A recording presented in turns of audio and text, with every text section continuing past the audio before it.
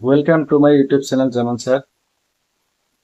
আৰম্ভ কৰিবলৈ লৈছোঁ গ্ৰেড 3 আৰু গ্ৰেড 4 এক্সামৰ সাধাৰণ গণিত বিষয়। আজিৰ বিষয়বস্তু হৈছে বিভাজ্যতাৰ নিয়ম, ৰুল অফ ডিভিজিবিলিটি। কম্পিটিটিভ এক্সামৰ বাবে খুবেই এটা দৰকাৰী বিষয়। ইয়াৰ পৰা প্ৰশ্ন প্ৰায় দেখা পোৱা যায়, চ' আমি গুৰুত্ব সহকাৰে শিকিম। প্ৰথমতে আৰম্ভ কৰিছোঁ জিৰ'ৰে বিভাজ্য। জিৰ'ৰে কোনবোৰ বিভাজ্য? জিৰ'ৰে কোনবোৰ সংখ্যা বিভাজ্য? হয়, দেখা পাচ্ছে যে জিৰ'ৰে কোনো সংখ্যাকে আমি ভাগ কৰিব নোৱাৰি। কোনো সংখ্যাই জিৰ'ৰে বিভাজ্য নহয়, সংজ্ঞাবদ্ধ নহয়, কেতিয়াবা কেতিয়াবা দিয়ে সংজ্ঞাবদ্ধ নহয়।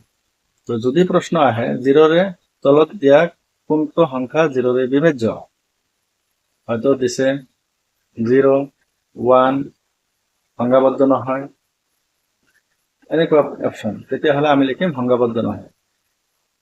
নাইবা জিৰ'ৰে কোনো সংখ্যাক আমি ভাগ কৰিব নোৱাৰিম। Undefined, we cannot divide any number by 0. So আমি দ্বিতীয়টোলৈ মন কৰকচোন, 1ৰে বিভাজ্য কোনবোৰ সংখ্যা? হয়, সকলো সংখ্যা 1ৰে বিভাজ্য। আৰু ভাগফল কি হ'ব? এই সংখ্যাটো নিজে হ'ব। 5ক যদি আপোনালোকে ভাগ কৰে 1ৰে, 5এই হ'ব এনচাৰ। যিকোনো সংখ্যাক 1ৰে বিভাজ্য কৰিলে, ভাগ কৰিলে সেই সংখ্যাটোৱে এনচাৰ হ'ব। 2ৰে বিভাজ্য, হয়, 2ৰে সকলো যুগ্ম সংখ্যা বিভাজ্য। 2ৰে সকলো যুগ্ম সংখ্যাই বিভাজ্য। যুগ্ম সংখ্যাৰ শেষত আপোনালোকে জানে যে 0 থাকে, নতুবা 2, 4, 6, 9 বা 8 থাকে। তো এইবোৰ অংক যদি শেষত থাকে তেনেহ'লে আমি জানিম যে এইটো যুগ্ম সংখ্যা আৰু এই 2ৰে বিভাজ্য হ'ব। এতিয়া আমি লিখিম 3ৰে কোনবোৰ সংখ্যা বিভাজ্য। খুবেই ইম্পৰ্টেণ্ট 3ৰ ক্ষেত্ৰত। কোনবোৰ সংখ্যা 3ৰে বিভাজ্য? Which numbers are divisible by 3?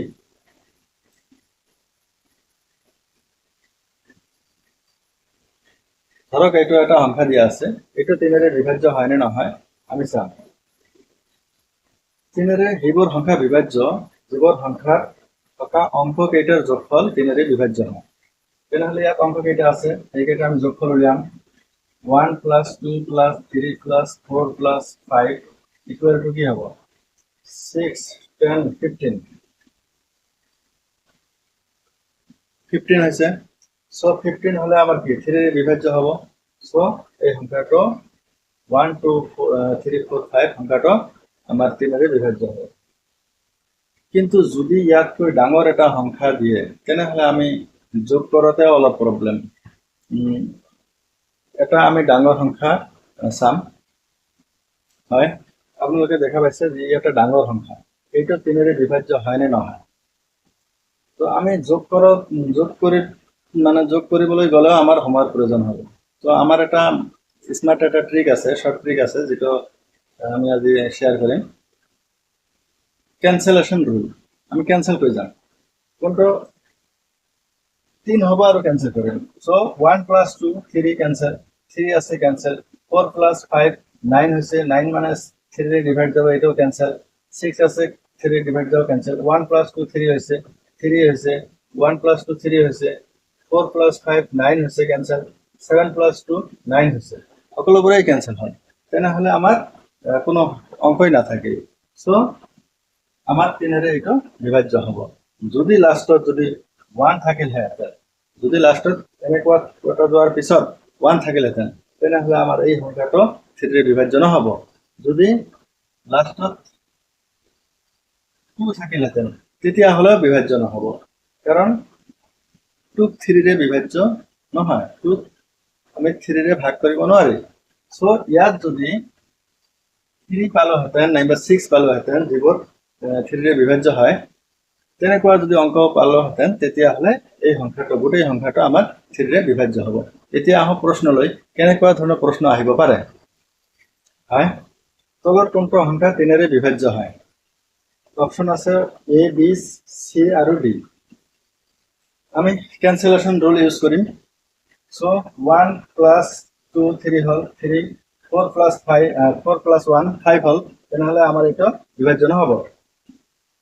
3 3 3 2 plus 1 3 হল 5 থাকে বিভাজন হব 1 আর 2 3 3 4 আর 2 6 6 ক্যান্সেল 9 ক্যান্সেল তাহলে আমার এটা কোনো অঙ্কই বাকি না থাকে সো আমার এটা 3 এর বিভাজ্য হবে তার মানে সংখ্যাটা 3 এর বিভাজ্য হবে so C is the right option এতিয়া এনেকুৱা আৰু এক ধৰণৰ প্ৰশ্ন আছে এটা আমি শিকিম আন এটা প্ৰশ্ন 2 1 3 4 5 6 স্টাৰ 2 ইয়াৰ স্টাৰ চিহ্নত কি সৰু অংক বহুৱালে এই 3 এৰ বিভাজ্য হ'ব আমাৰ স্টাৰ চিহ্ন আছে ইয়াত কি সৰু অংক বহুৱালে আমার 3 এর কি হ'ব বিভাজ্য হ'ব সো আমি ক্যান্সেলেশন রুল ইউজ কৰিম 2 plus 1 3 হল 4 plus 5 9 হল ক্যান্সেল 6 3 এর বিভাজ্য সো ক্যান্সেল আমার থাকিল কি 2 এতিয়া আৰু স্টাৰ আছে আৰু 2 আছে সো স্টাৰত যদি আমি 0 বহুৱাই দিওঁ 0 plus 2 হ'ব তেনেহলে আমাৰ 3 এৰ বিভাজ্য নহব সো যদি ইয়াত 1 বহুৱাই দিয়া হয় 1 plus 2 আমার 3 হ'ব তেনেহলে 3 এর বিভাজ্য হ'ব কিন্তু প্রশ্ন হল যে আমার কি সৰু অংক বহুৱালে 3 এৰ বিভাজ্য হবে হয় 0 এৰ পিছত আমাৰ সৰু অংক আছে কি 1 আছে সো এইটোই হ'ব ৰাইট आंसर 7 এৰও কিন্তু 7 ইয়াত বহুৱালেও আমার কি হ'ব 3 এর বিভাজ্য হ'ব সো 7 plus 2 তেতিয়া কি হ'ব 9 হ'ব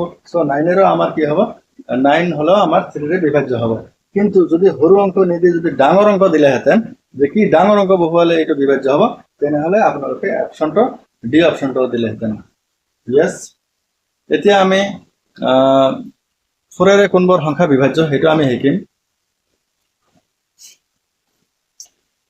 1 2 3 4 5 6 7 8 9 0 2 4 এনেকুৱা সংখ্যা দিয়া আছে প্ৰশ্নৰ ধৰণ একেটাই যে তলৰ কোনটো অংক 4 এর বিভাজ্য which number is divisible by 4 so 4 এর বিভাজ্য কোনবোৰ সংখ্যা আমি গোটেই সংখ্যাটো দেখিব নালাগে আমি জাস্ট লাস্ট 2 ডিজিট দেখিলে হল দুটা অংক দেখিম তাত যে 24 আছে 24 যদি 4 এর বিভাজ্য হয় লাস্ট যেটো আছে দুটা অঙ্কৰে গঠিত সংখ্যা যেটা আছে 24 আছে এটো যেহেতু 4 এর বিভাজ্য হয় সো আমার গোটেই সংখ্যাটো 4 এর কি হ'ব বিভাজ্য হ'ব সো নাইবা লাস্টত যদি দুটা 0 থাকে 1 2 3 4 কিমান থাকে থাকক আমি এইবোৰ দেখিব নালাগে জাস্ট লাস্টত যদি দুটা 0 থাকে তেতিয়া হলে আমার সংখ্যাটো কি হ'ব 4 এর বিভাজ্য হ'ব সো মনত ৰাখিব যে 4 এৰ কোনবোৰ সংখ্যা বিভাজ্য যিবোৰ সংখ্যাৰ শেষত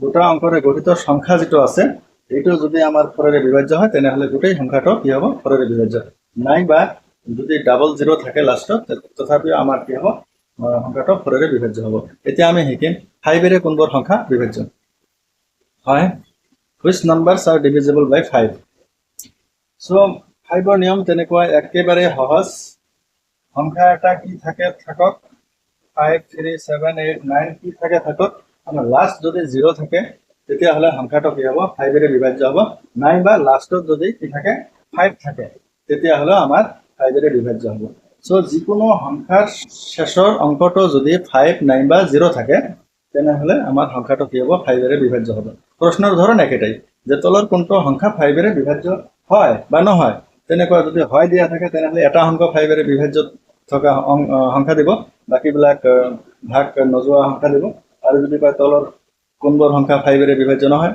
তেনেহলে প্ৰশ্ন চালে আপোনালোকে গম পাব কিন্তু আমাৰ জাস্ট মনত ৰাখিব লাগে 5 এৰ বিভাজ্য কোনবোৰ সংখ্যা যিবোৰ সংখ্যাৰ শেষত 5 বা 0 থাকে তো আমি একটা ভিডিওতে সকলোবোৰ বিভাজ্যতা নিয়ম কভাৰ কৰিব নোৱাৰিলো সো আমাৰ নেক্সট ভিডিওত থাকিব 6 এৰ পৰা বাকিখিনি আমি বিভাজ্যৰ তাত উল্লেখ কৰিম বা আমি শিকিম সো আজিলৈকে মানে থ্যাংক ইউ ফৰ ওয়াচিং